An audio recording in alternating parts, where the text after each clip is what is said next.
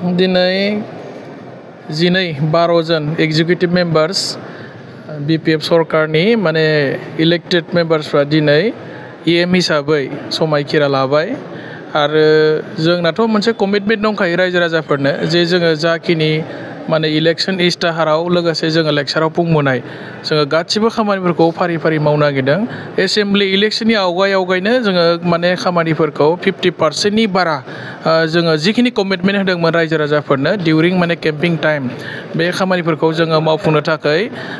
chief साराबो जोंनो खोथा होबाय बुंबाय जे जोङो जिखिनि खामानि माने मावगोन होननानै रायजो राजाफोरनि सायाव कमिटमेन्ट होदों जों मोनफा मोनफा मावनोसै आरो दिनैनिफ्राय जोंहा अफिसा जिहेतु जिरायबाय डिपार्टमेन्टेल अफिसफ्रा दिनैनिफ्राय जिरायसिगोन EMफ्रा जोंना दा जोङो खामानिफोरखौ जों अलरेडि माने गाबोन समफोरनिफ्रायनो स्टार्ट खालामनो हासिगोन बे खोथाखौ जोङो BPF हान्जानि जानानै रायजो राजाफोरनो जोङो कमिटमेन्ट होदों आरो BTCनि साफ्रोमबो रायजो राजाफोरखौ जों साबायखर बावदों BPFखौ रायजोनि खामानि मावनो थाखाय जोंनि BTC जौगानो थाखाय जिखिनि जोंनो भट होनानै मेन्डेटखौ BPF हान्जानो होनानै बिथांमोना दिनै गोहोआव लाबोबाय आरो बिथांमोना जेरैबायदि जोंखौ गोहोआव लाबोबाय आरो बिथांमोननि लुबैनाय आसा खालामनाय बायदिनो जोङो BPF सरकार हिसाबै खामानि मावनो थाखाय जोङो रायजो राजानि सिगाङाव खोथा होदों आरो जेरै खोथा होदों बेबायदिनो मावगोन होननानैबो जोङो रेडि जाखाबाय आरोखि आरो जोङो इलेक्सन टाइमाव गोबां खोथा बुंदोंमोन बेनि मादाव मेजर मोननैसो खोथा दङ जोंहा बेफोर जाबाय इयुथ्स डेभेलपमेन्टनि नामाव 100 crore इउज खालामनाय बेकार लाइमोन सेंग्रा सिख्लाफोरनो जोङो 100 crore होनायनि खोथा अलरेडि सावरायबाय चिरां जिल्लानि हाग्रामा ब्रिजाव दैजिं फेस्टिभेल खुंनायनि खोथा जोङो बेखौ माने साननैसोनि गेजेरावनो चिफ सारजों जिरायनानै सिडुल खालामसिगोन बेखौबो जों एसे सावरायखानाय जाबाय वुमेन डेभेलपमेन्टनि नामाव 40 crore थाखा इयारलि मोनफ्रोमबो ब्लकआव माने 1 कौटि इयारलि 40 कौटि वुमेन सेल्फ हेल्प ग्रुपनि डेभेलपमेन्टनि नामाव बेखौ माने खामानिखौ जोङो इमिडियेटनो स्टार्ट खालामनाय जासिगोन हा पाट्टा होनाय जायफोर हा पाट्टा मोनथावथाव इलिजिबल पार्सन दा बेबायदि बिथांमोननो एज पार माने क्राइटेरिया बिथांमोननोबो हा पाट्टा होजेननायनि खामानिखौ जोङो मावगोन आरो बेनि बादैबो उदालगुरियाव मोनसे मिनि सेक्रेटारियेट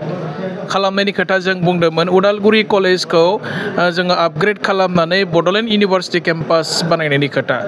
बेबायदि जोङो मोनसेनि उनाव मोनसे गासैबो खामानिफोरखौ जोङो फारि फारि मावगोन आरो BPFआ जाबायदि मोनसे एबसुलुट मेजरिटि लानानै देरहाबाय आरो रायजो राजाफोरा जोंनि कमिटमेन्टखौ बिसास खालामनानैनो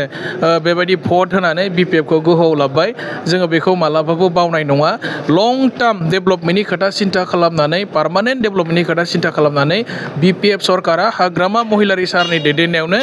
जोङो गोबां खामानि मावनो थाखाय अलरेडि जोङो माने रायलायखाबाय आरो सारा माखासे माबाफोरखौहाय डिपार्टमेन्ट वाइज माने दा बावैनि गेजेरावनो इन्सट्राक्सन होगोन होननानै खोथा होखाबाय आरोखि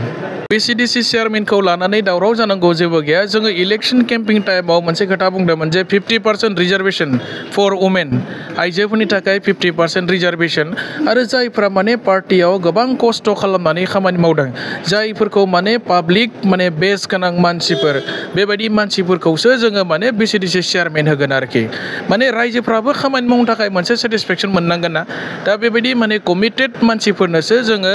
BCDC चेयारमेनखौ होनाय जागोन अलरेडि ब्लक कमिटि आरो डिस्ट्रिक्ट कमिटिफोरखौ क्लियार मोनसे इन्सट्राक्सन होखाबाय जे नोंथांमोना सेलेक्सननि खेथ्रआव जाहाथे भुल खामानि मावा मोजां मानसिफोर जायखौ होयोब्ला जोंहा पाब्लिकआ खामानि जागोन आरो पाब्लिकनो माने कमिटमेन्ट होनो हानाय बेबायदि मोजां मानसिफोर जोङो बेबायदि लेभेलनि मानसिफोरखौसो माने BCDC चेयारमेन होनांगौ होननानै जोङो सावरायखाबाय आरो पार्टियाव